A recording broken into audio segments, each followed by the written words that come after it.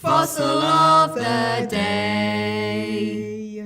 Hello and welcome to today's Fossil of the Day award here at Katowice for the COP24 in Poland. Today's Fossil Prize went to the United States of America.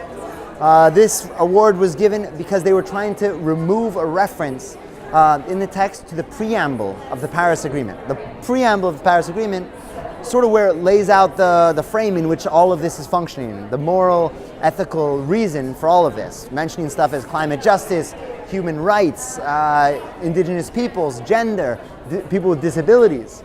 So the US was pushing to remove all of this, and just another step that is taking a backslide and take away the influence of the importance of human rights in the text as we try to deal with climate change. The United States of America, maybe you shouldn't have even bothered. Good evening, ladies and gentlemen, mesdames et messieurs, damas y caballeros, and everyone in between. It is with great pleasure that we present to you the last Fossil of the Day award here of week 1 in Katowice, Poland for the COP24 conference. And maybe let's just have like a sigh of relief because it's been quite a week, huh? And for those of you who don't know, the Fossil is awarded each day to the country that is the best at being the worst, who does the most to do the least, and who tries their hardest every day to make sure that every paragraph, sentence, bracket, and clause is making sure we do not accomplish a fair, just, and binding climate agreement. The Fossil of the Day prize is decided by CAN International and CAN Network, which is a group of about 1,300 organizations from all over the world. So a lot of thought gets into this, and don't blame me if you don't like the answers, okay? And as many of you perhaps already know, we begin each day with the singing of the Fossil of the Day anthem, a song dear to many of us because it's been stuck in our heads on repeat since about the third day of COP. But now's the time when you can express that, get it out from inside your head, and you can sing with us. So you can warm up a little bit. Are we ready? Maestro, if you please. Fossil of the day, fossil of the day, who is bad, who is worse? Love the day, fossil of the day, all the blame, all the shame, fossil of the day.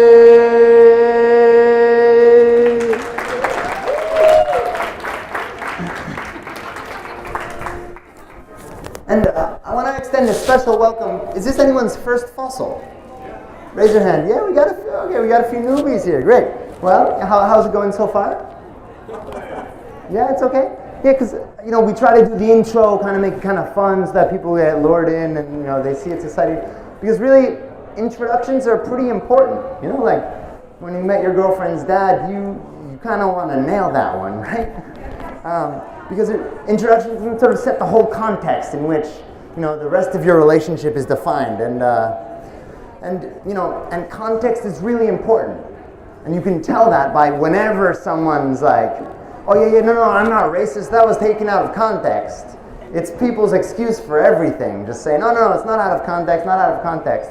So that must mean something, because if something's so serious that you got to take it out of context, then it loses its meaning. And we're seeing that all over the world, but you just Google it. Headlines taken out of context. Papa John's founder says use of racial slur taken out of context. Yeah, I'm sure the guy's not racist. It's just taken out of context, right?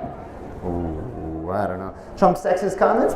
Guy's probably not sexist. It's just some really, really repeated, constant thing that seems to be taken completely out of context, or the context which we call reality.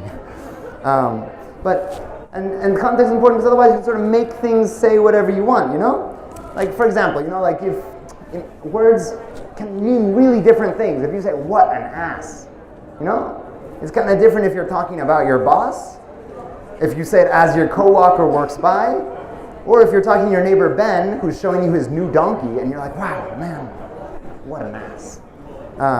So all this is pretty important. And here at COP, we have a really interesting piece of context. You might I hadn't read it till today, to be honest, but has anyone here read the preamble to the Paris Agreement? Yeah? Cool. I mean, it's pretty interesting, like, it really lays out sort of where these ideas are coming from, creates the moral frame in which we're talking from. It's sort of like the Bible when it's like Sadoc begat Achim, begat Alud, begat Issachar, begat Nebuchadnezzar, begat Matthew, begat, they really want to make sure everyone's sort of like brought up to speed, But the preamble is kind of cool. It says, stuff like guided by principles of equity and common but differentiated responsibilities, emphasizing the intrinsic relationships between our climate and our responses to the eradication of poverty. It mentions food security, human rights, health, indigenous peoples' rights, migrants, children, the disabled, the integrity of ecosystems, and it even mentions climate justice. I didn't know that was in the text. That's pretty cool, huh? Can we get a woo? Which is why today's fossil is so important. Because it seems that there's one country that's trying to push aside this moral frame, this context that is the introduction to the fossil. And we need to make sure that that certain country stays a little grounded in reality so they can't just say, oh yeah, no, that's out of context. Ladies, gentlemen, everyone in between, could we get a drum roll, please? Today's Fossil of the Day award goes to the Stars and Stripes, the United States of America. Ooh. Wow. Oh, great. Oh man, I thought you weren't going to come anymore. Okay, well, look, introductions can be important, right? I mean, don't you think?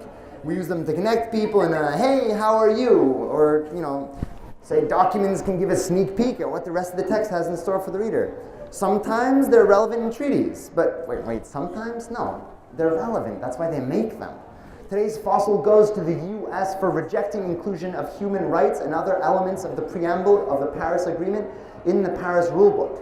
Yesterday, the APA discussion on Agenda Item 3, the U.S. challenged the inclusion of a reference to the preamble, saying it was attempting to operationalize something that, by definition, wasn't operational.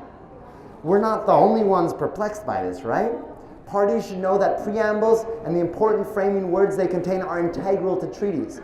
This one in particular happens to house the agreement that parties will respect, promote, and consider human rights. I really am a fan of human rights. I don't know about you guys, but they seem kind of useful these days. The U.S. legal gymnastics to exclude the preamble suggests a hidden intention, further sidelining human rights from climate action.